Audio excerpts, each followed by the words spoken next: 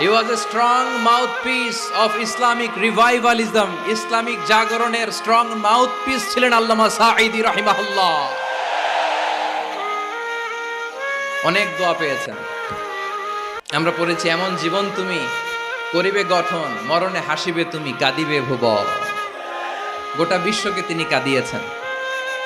আল্লামা যখন ইন্তেকাল করলেন, আমি তখন মালয়েশিয়া থেকে যুক্তরাষ্ট্রে একটা কনফারেন্সে যোগ দিতে যাচ্ছি, কাতার এয়ারলাইন্সে। মালয়েশিয়া থেকে দোহাতে নামলাম।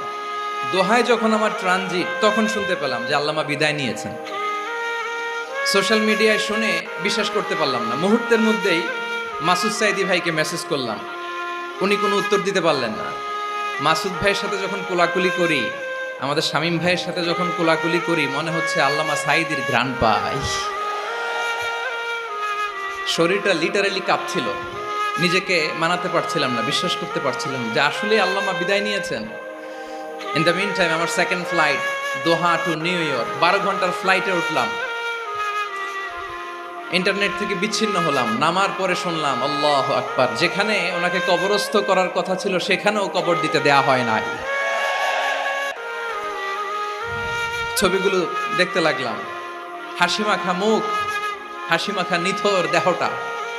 মরণে হাসিবে তুমি, কাঁদিবে ভুবন।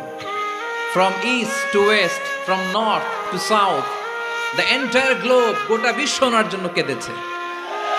গোটা বিশ্ব কেঁদেছে, কাবার গিলাফ ধরে ধরে মানুষ চিৎকার করেছে। এর চেয়ে শ্রেষ্ঠ মৃত্যুকার হতে পারে? আমাদের আল্লামার আর কি পাওয়ার ছিল বলেন? আর কি পাওয়ার ছিল? কুল্লু নাফসিন যায়িকাতুল মাউত, যারাই দুনিয়াতে আসবে তারা ইন্তেকাল করবে, এটা আমরা মেনে নেই, এটা আমরা জানি। কিন্তু অবাক করা বিষয় হচ্ছে, আমরা আজও জানি না আমাদের আল্লামার মৃত্যু কি স্বাভাবিক হয়েছে নাকি এটা পরিকল্পিত মেডিকেল কিলিং ছিল। এটা যে পরিকল্পিত মেডিকেল কিলিং ছিল, এটা ধারণা করার পেছনে অনেক কারণ আছে। তিনি আধিপত্যবাদের বিরুদ্ধে সোচ্চার ছিলেন, ফ্যাসিবাদের বিরুদ্ধে সোচ্চার ছিলেন, রাজনৈতিক প্রতিহিংসার শিকার ছিলেন।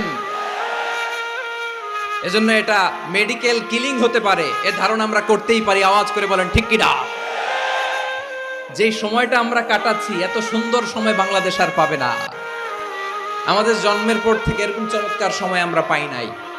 এটাই আসল সময়। আমরা ইন্টারিম গভর্নমেন্টের কাছে দাবি জানাই, উচ্চতর তদন্ত কমিটি করে এটা কি হত্যাকাণ্ড ছিল নাকি স্বাভাবিক মৃত্যু ছিল, এই রিপোর্ট গণমানুষের কাছে প্রচার করে জানাতে হবে। এই দাবির সাথে কি সবাই আপনারা একমত? কারা কারা একমত হাত তুলে দেখান।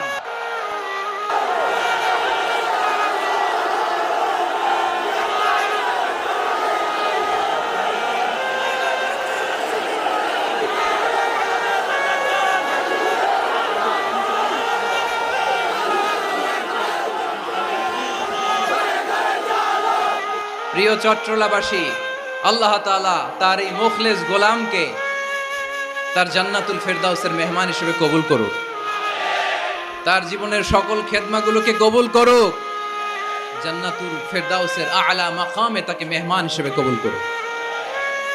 হযরতুল আল্লাম শহীদ মরহুম আল্লামা দেলওয়ার হোসেন সাঈদী রাহিমাহুল্লাহ, ওনার স্মৃতি বিজড়িত আজকের এই ঐতিহাসিক প্যারেড ময়দানের তাফসিরুল কোরআনের প্রোগ্রামে সব আছে। স্টেজ আছে, শ্রোতা আছে, প্যান্ডেল আছে, মিডিয়া কাভারেজ আছে, কিন্তু আমাদের কলিজার টুকরাটা আমাদের মাঝে নাই। আজকের এই প্রোগ্রামে আলোচক হয়ে এই চেয়ারে আমি না বসে, ওই শ্রোতাদের কাতারে বসে যদি আমাদের আল্লামার নুরানি চেহারার দিকে তাকিয়ে ওয়াজ শুনতে পারতাম, আমাদের হৃদয়টা ঠান্ডা হয়ে যেত, আমাদের তৃষ্ণার্ত হৃদয় শান্ত হতো। সব আজকে আছে, কি যেন নাই, ঠিক কিনা বলেন? আল্লাহ তাআলা প্রতি 100 বছরে একজন মুজাদ্দিদ পাঠান, প্রতি 100 বছরে একজন মুজাদ্দিদ, যিনি সমাজকে সংস্কার করেন। আল্লামা দেলওয়ার হোসেন সাঈদী রাহিমাহুল্লাহ ছিলেন তেমন একজন মুজাদ্দিদ। চিৎকার করে বলেন ঠিক কিনা? উনি শিরক বিদআতের আস্তানাকে তছনছ করে দিয়েছেন, তাওহীদের বাণীকে সমুন্নত করেছেন, গণমানুষের কাছে তাফসিরুল কোরআনকে জনপ্রিয় করেছেন। আজীবন আজীবন তিনি ইসলামকে বিজয়ী শক্তি হিসেবে দেখার স্বপ্ন দেখতেন।